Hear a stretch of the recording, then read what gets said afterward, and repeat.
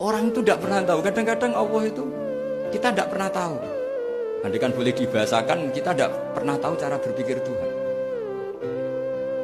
Jadi Allah itu zat yang mau, ya itu tadi otoritasnya penuh.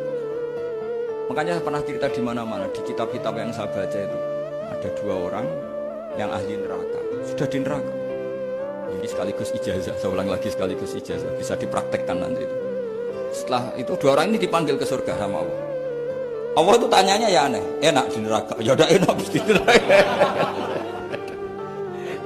Ya gak enak habis di neraka, kok ditanya enak enggak ya gak enak.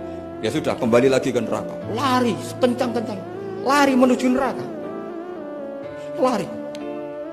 Sama Allah dipanggil lagi, loh kenapa kamu semangat?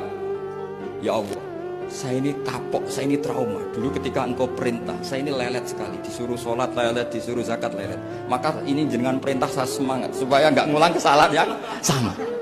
Akhirnya sama dipanggil, ya sudah di surga aja, di surga. Karena semangat lari menuju neraka.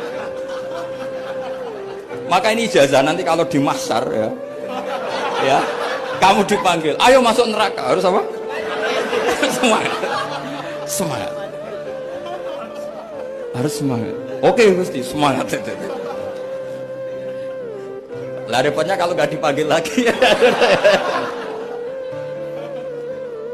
Akhirnya barokahnya semangat itu dia di surga.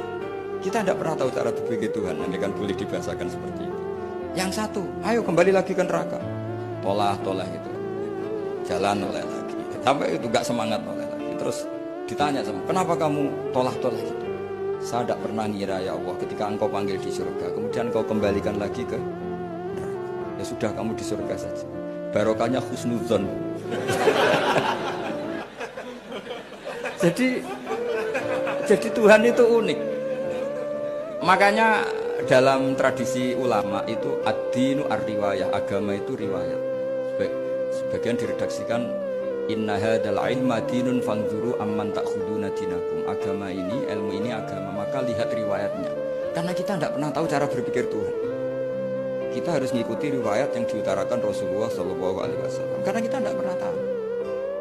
Kayak tadi ada orang diinjek, kita mesti kan terprovokasi ingin bela yang sujud menyalahkan yang injek. Tapi ketika yang sujud mencatut nama Tuhan, Allah tidak akan memaafkan kamu. Itu Tuhan tersinggung karena sifatnya direduksi satu, diambil satu, disembunyikan satu. Loh, adek kan dia begini mungkin malah Allah maklumi. Saya tidak akan maafkan kamu. Enggak apa-apa Allah, kan saya. Kan tidak mencatut namanya Allah. Selama hidup saya tidak akan maafkan kamu. Allah nggak akan tersinggung. Karena dia sebagai manusia tentu punya dendam, punya rasa mangkel, punya emosi. Tapi kalau ketika bilang Allah tidak akan maafkan kamu, berarti dia mencatut statusnya Allah. Dan Allah disifatkan hanya satu dari sifatnya Allah, yaitu hanya sifat menyiksa. Padahal Allah punya sifat memaafkan.